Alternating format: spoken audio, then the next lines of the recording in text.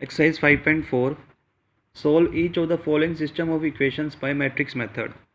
आपको ये तीन इक्वेशंस दे रखी है तीन वेरिएबल्स में, आपको इसको मैट्रिक्स मेथड से सोल्व करना है। और ये एक्सरसाइज मोस्ट इंपॉर्टेंट एक्सरसाइज है, एग्ज़ाम में 100% इस एक्सरसाइज से 6 मार्क्स का क्वेश्चंस आता है।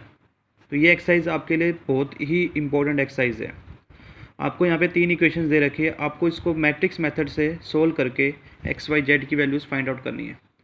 तो सबसे पहले हम इन तीन इक्वेशन से तीन मैट्रिक्स की फॉर्मेशन करेंगे।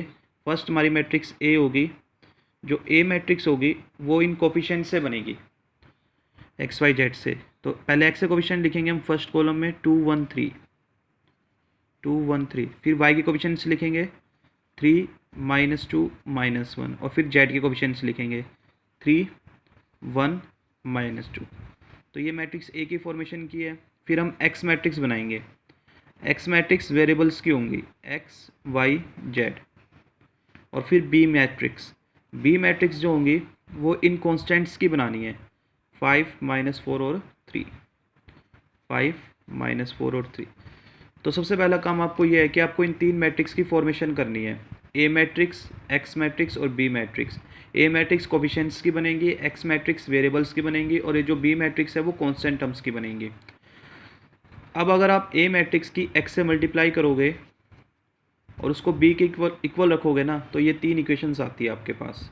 आप ए की एक्स से मल्टीप्लाई करोगे, अगर आप करते हो तो पहली इक्वेशन क्या आएगी 2x + 3y + 3z is equal to be यानी कि 5, यानी फर्स्ट इक्वेशन बन जाएगी। तो ऐसे ही अगर आप ए एक्स की बी से मल्टीप्लाई करते हो तो ये तीन इक्वेशंस की फॉर्मेशन होती है। अब आपको यहाँ से x की वैल्यू निकालनी है। तो मैंने आपको लास्ट वीडियो में बताया था, आपको यहाँ से x निकालने के लिए क्या करना होगा, ये a आपको उस साइड शिफ्ट करना होगा। वो कैसे शिफ्ट होगा, by pre multiplying a inverse on both side. तो pre multiply by inverse a inverse on both side करोगे तो a inverse into a into x is equal to a inverse into b. अब a into a inverse क्या होता है i, और i की किसी भी मैट्रिक्स से मल्टीप्लाई करते हो तो वही मैट्रिक्स आती है, यानी x is equal to a inverse into B. तो आपको ये x की वैल्यू फाइंड आउट करनी है, इन वेरिएबल्स की वैल्यू फाइंड आउट करनी है। तो इसके लिए क्या फॉर्मूला आया, a इनवर्स इंटू बी। तो सबसे पहले जो a मैट्रिक्स है आपको उसका क्या निकालना है, डिटरमिनेंट फाइंड आउट करना है। तो ये a मैट्रिक्स है, सबसे पहले हमें इसका डिटरमिनेंट फाइंड आउट करना है, क्योंकि जो a इनवर्स निकलता है उसके लिए क्या होता है 1 determinant of a into adjoint of a। तो डिटरमिनेंट a फाइंड आउट करो, क्या है इसका फर्स्ट एंट्री, फर्स्ट रो के अलोंग इसको एक्सपेंड कर दो 2। तो आप ये रो और ये कॉलम एलिमिनेट कर दो, ये 4 रह गए, इसकी इससे मल्टीप्लाई करो 4, फिर माइनस करके इसकी इससे करो तो +1, फिर अगले का साइन चेंज, तो प्लस का 3 है तो क्या हो जाएगा माइनस का 3। यही रो और यही कॉलम एलिमिनेट कर दो, ये 4 रह गए, तो 1 की -2 से करो -2, फिर माइनस करके साइन चेंज कर दो, 3 1 ज़ा 3, फिर अगला एज इट इज़ +3, इसी की रो और इसी का कॉलम छोड़ दो, ये 4 एंट्रीज रहेगी, 1 की -1 से करो -1 और -6, माइनस माइनस +6, तो ये आ जाएगा 5 5 2 ज़ा 10, -5 की -3 से मल्टीप्लाई करोगे +15, 5 3 ज़ा 15, तो 15 15 30 + 10 40, डिटरमिनेंट ए 40 आ गया। अब आपको क्या निकालना है, एडजॉइंट ए। एडजॉइंट ए निकालने के लिए सबसे पहले आप कोफैक्टर्स निकालोगे। तो सबसे पहले a11 इसका कोफैक्टर निकालो, तो a11 क्या आएगा -1 की पावर 1 + 1 2। तो इसका कोफैक्टर निकालेंगे फर्स्ट एंट्री का, तो ये छोड़ेंगे और ये छोड़ेंगे, ये 4 रहेंगे, इसकी इससे मल्टीप्लाई करो 4, फिर माइनस करके उस -1 की 1 से करो माइनस माइनस +1, तो 5 आ गया। फिर a12 निकालो, -1 की पावर 1 + 2 3, a12 यानी इसका कोफैक्टर निकाल रहे हैं। तो ये रो और ये कॉलम एलिमिनेट कर दो, ये 4 रह गए, इसकी इससे मल्टीप्लाई करो -2, और 3 की 1 से करोगे -3, तो -5, और बाहर माइनस है तो क्या हो जाएगा +5। a13 -1 की पावर 1 + 3 4, a13 यानी ये 3, तो ये रो ये कॉलम एलिमिनेट कर दो, ये 4 रह गए, इसकी इससे मल्टीप्लाई करो -1, और फिर माइनस करके इसकी इससे करो तो -6, तो ये प्लस हो जाएगा, तो 6 में से बन गया 5, तो प्लस का 5। अब a21 -1 की पावर 2 + 1 3, a21 यानी इसका कोफैक्टर निकाल रहे हैं। तो ये रो और ये कॉलम छोड़ दो, ये 4 रह गए, इसकी इससे मल्टीप्लाई करो -6, फिर माइनस करके इसकी इससे मल्टीप्लाई करो तो माइनस माइनस प्लस, तो +3, तो -6 और +3, -3 और बाहर माइनस, यानी क्या आ जाएगा +3। अब A22 -1 की पावर 2 + 2 4, A22 यानी इसका कोफैक्टर, तो यही रो और यही कॉलम एलिमिनेट कर दो। ये 4 एंट्रीज रहेगी, 2 की -2 से मल्टीप्लाई करो -4, और फिर माइनस करके इस चीज़ से करो तो 3 3 ज़ा 9, तो -13 आ गया। अब A23 -1 की पावर 2 + 3 5, A23 यानी इसका कोफैक्टर, तो ये रो और ये कॉलम एलिमिनेट कर दो। ये 4 एंट्रीज रहेगी, 2 की -1 से करो -2, और फिर माइनस करके इसकी से करो 3 3 ज़ा 9, -11 और बाहर माइनस है तो क्या आ जाएगा +11।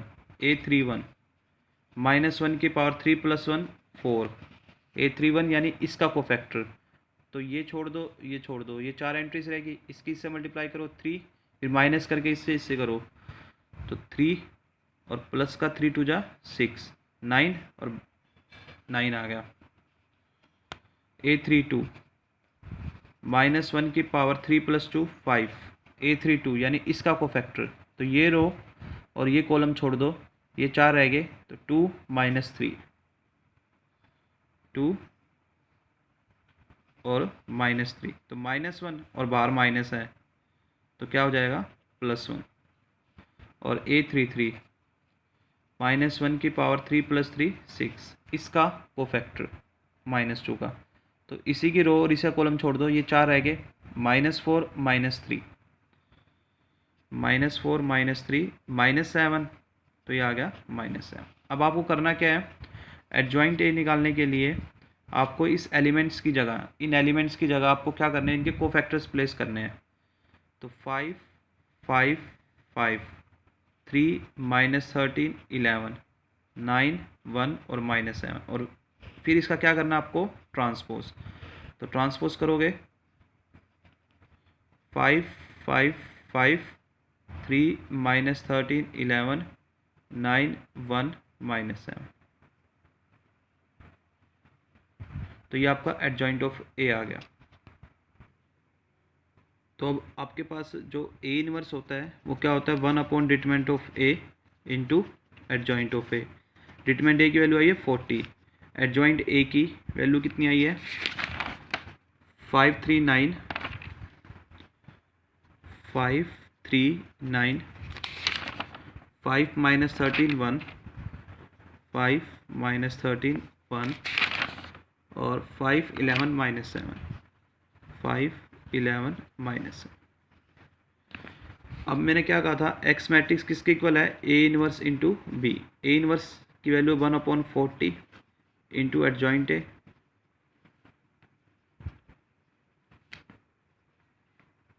और इंटू बी।